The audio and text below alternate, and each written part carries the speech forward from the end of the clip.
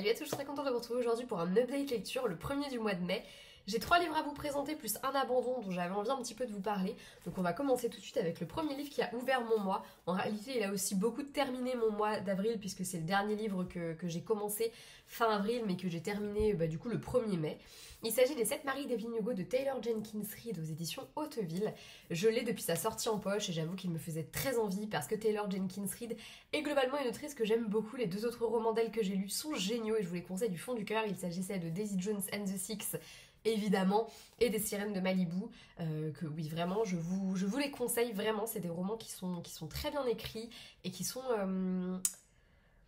nous plongent vraiment dans un univers qui était très plaisir, ouais, bien sûr, très plaisant à découvrir, puisque cette autrice nous plonge généralement dans un peu l'âge d'or d'Hollywood, comme ici avec Evelyn Hugo, qui est une actrice très connue, ou également les pop stars un peu des années, enfin même les rock stars des années 70, avec notamment Mick Riva ou le groupe Daisy Jones and the Six.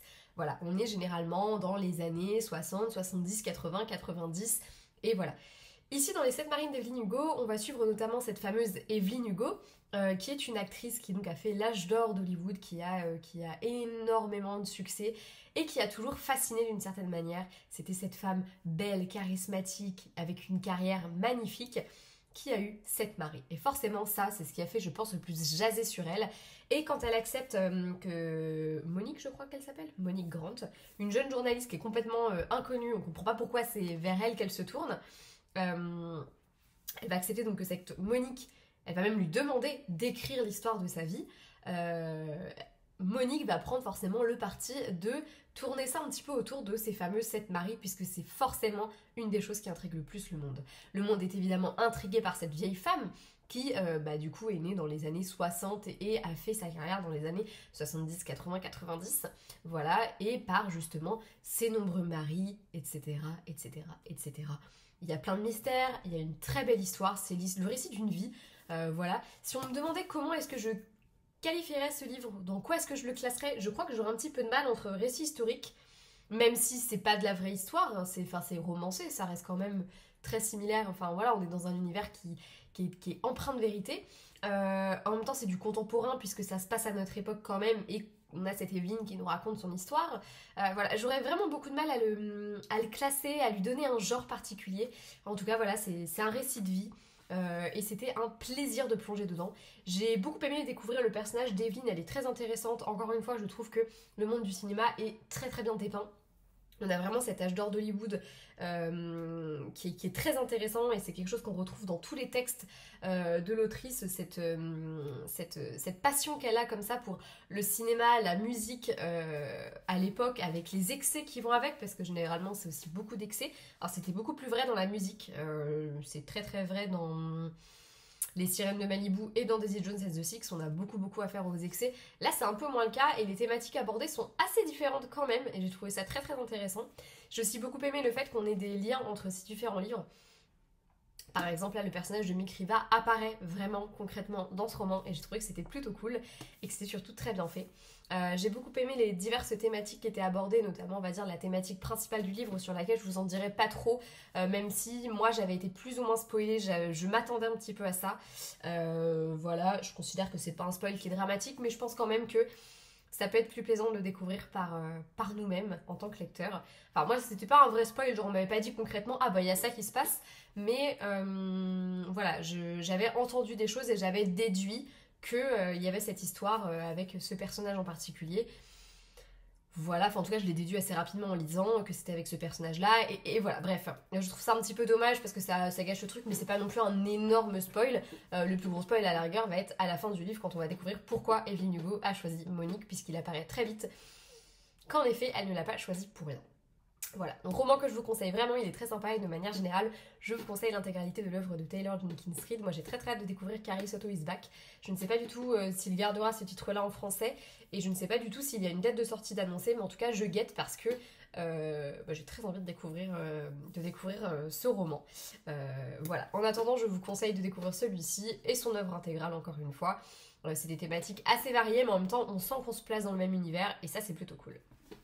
Ensuite, je suis repartie dans les thrillers avec Je serai ton ombre de Lisa Jewell aux éditions toujours Hauteville. Cette fois-ci, on est sur la collection Suspense et sur un plus grand format. Lisa Jewell, je crois que c'est le 4e que je lui donne, ou 5e en tout cas. Voilà, je continue mon petit bonhomme de chemin en découvrant un peu plus cette autrice et j'aime toujours autant son univers, sa plume, la façon dont elle raconte les choses. Dans ce roman, on va suivre plusieurs protagonistes. Déjà, on va suivre Kate, une mère de famille, elle a 2 enfants, un mari qu'elle aime et qui est aimant. Et elle est convaincue qu'il a une liaison depuis un certain temps. Elle va donc un petit peu commencer à le suivre de manière maladive. Elle va cependant très vite avoir d'autres sources d'inquiétude puisque sa fille affirme avoir été suivie par le voisin d'en face. Voilà. Elle affirme avoir été suivie à son retour du lycée et en déduit que c'est le voisin d'en face. Elle n'est pas certaine. Une de ses camarades de classe va se faire agresser en sortant de chez eux. Et un jour, une jeune fille va carrément disparaître. Voilà, jeune fille qui en plus de ça a un lien avec eux puisque c'était une ancienne patiente de son mari qui est toujours d'ailleurs psychologue. Voilà. Donc là, je vous ai fait le résumé tel qu'il est écrit derrière. En réalité, je trouve qu'on est quand même assez éloigné de la réalité. On suit principalement 3 protagonistes. Donc on a le fameux voisin d'en face qu'on va suivre. On va avoir cette fameuse jeune fille qui va disparaître que l'on va suivre. Elle, ça remonte un petit peu. On remonte vraiment dans le passé avec elle. Et on a cette mère de famille qui est la 3e et dernière protagoniste. Voilà. Et honnêtement, pendant une grosse partie du récit, je ne voyais pas où est-ce qu'elle voulait en venir. On avait les protagonistes qui étaient divisés, on les voyait tous. Et la jeune fille qui, elle, est un peu dans le passé et qui va nous mener petit à petit à ce qui s'est passé le jour où elle a disparu. Le fameux voisin d'en face qui, malgré lui, va être accusé de plein de faits. Voilà, donc la question se pose, est-ce que oui ou non, il a fait quelque chose ? Quoi ? Pourquoi ? Comment ? Enfin voilà, on a vraiment ce côté-là. Et on a cette mère de famille qui, elle, vit le truc vachement intensément, qui se pose un peu des questions, tout ça. Et qui va être plongée au cœur du truc malgré elle. Mais du coup, au début, on va suivre tous ces protagonistes un petit peu différents, avec chacun leur histoire, et j'avais un peu de mal à lier les faits entre eux, à lier tous les personnages entre eux, et à voir où est-ce que l'autrice voulait en venir. Et je trouve que pour ça, c'est très bien foutu, parce qu'en fait, à un moment donné, les pièces du puzzle s'emboîtent, et on comprend exactement où est-ce qu'elle veut nous mener. J'aime toujours beaucoup parce que c'est pas la première fois que je lis un de ces romans et où en fait j'ai l'impression qu'on m'a mené en bateau d'un bout à l'autre et surtout qu'on a construit une histoire autour d'un petit détail. Et je trouve ça vraiment bien. Il y a des thématiques très importantes qui sont abordées également dans ce récit. Je pense notamment aux agressions sur mineurs, puisqu'on comprend très vite que la jeune fille qui a disparu quand elle était plus jeune, vraiment petite fille, elle a vécu quelque chose de dramatique et on comprend très rapidement qu'il s'agit d'une agression.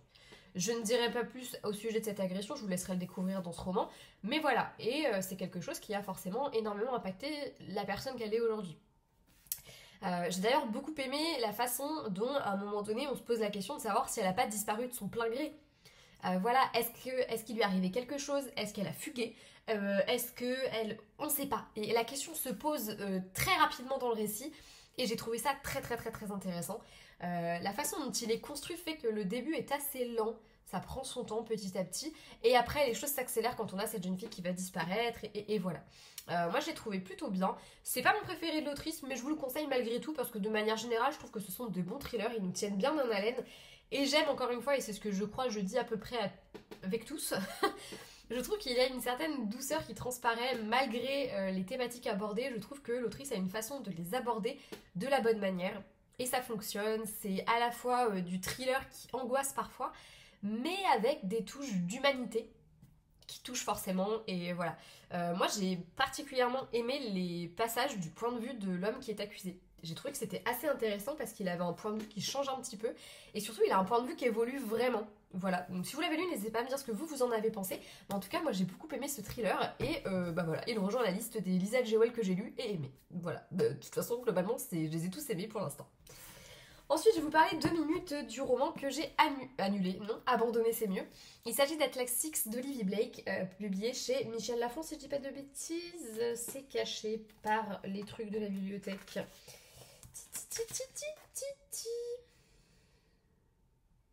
Michel Lafon, tout à fait. Je ne saurais pas trop comment vous décrire ce récit, alors je ne vais pas le faire, je vais juste tout simplement vous expliquer pourquoi je l'ai abandonné. Il faut savoir que j'en étais arrivée à peu près ici, donc j'avais lu tout ça, hein, donc plus de la moitié, mais je n'y arrivais pas, c'était un peu long, lent. On est en fait sur un récit dans lequel il y a beaucoup de notions de physique, de science, tout ça. Et moi, ça, c'est des choses qui me passent un peu au-dessus de la tête et qui me forçaient surtout à être vachement focus quand je lisais. Sauf que moi, je ne lis pas comme ça. Je lis très peu en étant vachement focus ou alors il faut vraiment que l'histoire me happe complètement. Sinon, je vais avoir tendance à faire plein de choses à la fois. Voilà, moi, pour info, je lis dans les transports en commun énormément. C'est là où je lis le plus, même si aujourd'hui, je ne prends plus les transports en commun quotidiennement. Avant, c'était ce que je faisais. Ce livre-là, j'aurais été incapable de le lire dans le tram. Je l'ai fait là, j'ai eu un week-end où je suis partie, j'ai fait... en tout, j'ai dû faire 8 heures de transport en commun. Je n'ai quasiment pas lu ce bouquin pendant ce week-end parce que je n'arrivais pas à me concentrer avec les bruits autour et j'avais vraiment besoin d'être concentrée. Et c'est pas du tout le type de lecture que j'apprécie. Du coup, je prends un temps fou à le lire parce qu'il faut que je sois chez moi, que je me pose, que ceci... Voilà, donc même si l'histoire est vachement intéressante, la plume est sympa et je trouve qu'en plus de ça, elle est vachement travaillée pour de la plume young adulte, ce qui est quand même assez rare pour le souligner. Malgré tout, ça n'a pas fonctionné avec moi et j'ai préféré l'abandonner au profit de la lecture dont je vais vous parler juste après. Malgré tout, je pense que c'est un très bon roman, peut-être qu'un jour je reviendrai vers lui et que je le lirai, parce que je trouve l'univers super sympa, je trouve qu'il sort un petit peu des codes, malgré une thématique et un résumé qui, pour le coup, ressemble à ce qu'on connaît déjà. Je trouve qu'il sort quand même vraiment des sentiers battus, mine de rien. Mais voilà, pour moi c'était trop... un peu trop prise de tête à lire, malheureusement, et ça n'a pas fonctionné. Donc, abandon pour Atlas Six. Par contre, j'ai lu Un sigel, les bulles de savon de Marie Vareille, et j'ai eu un gros coup de cœur. Il est publié aux éditions Charleston, et vous pouvez le retrouver au format poche comme moi, ou en grand format, si vous le préférez. Voilà. Ce roman, c'est très particulier, j'ai une drôle d'histoire avec lui, parce que quand j'ai lu le résumé, je ne savais pas du tout de quoi ça allait parler, mais ça ne me tentait pas du tout.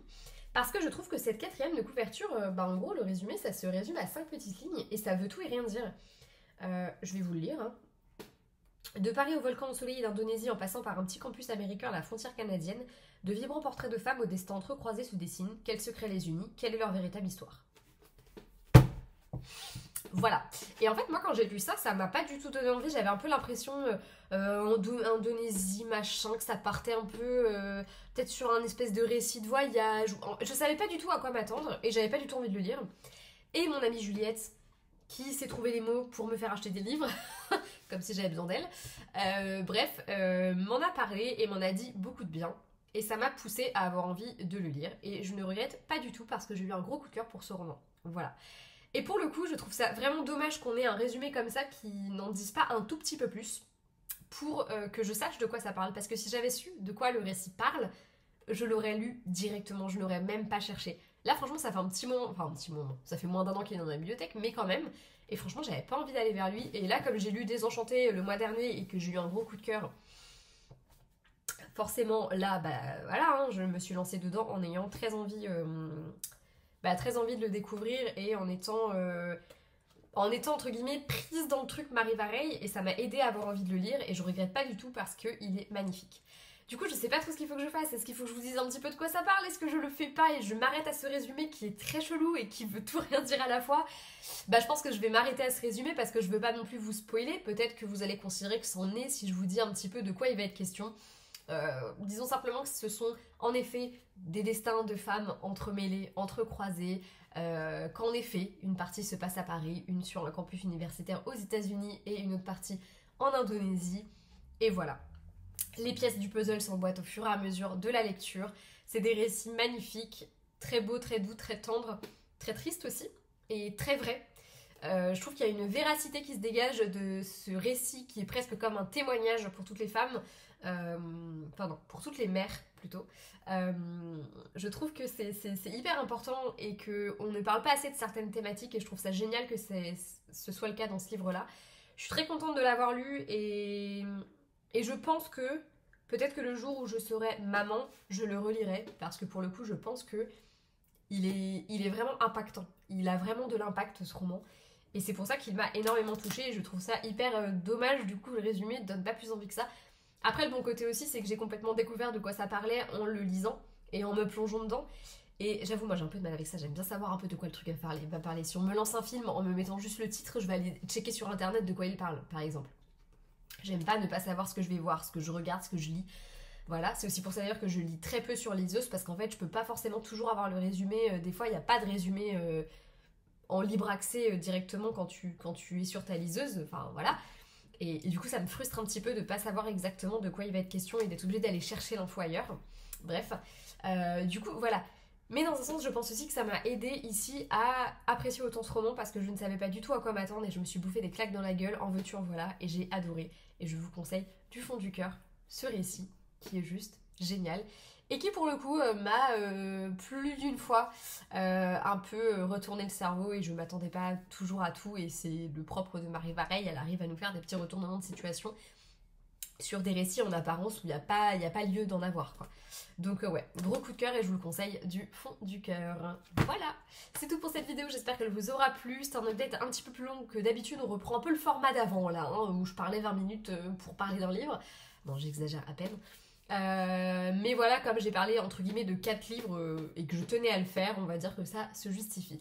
J'espère que cette vidéo vous aura plu, n'hésitez pas à me laisser votre avis dans la barre des commentaires.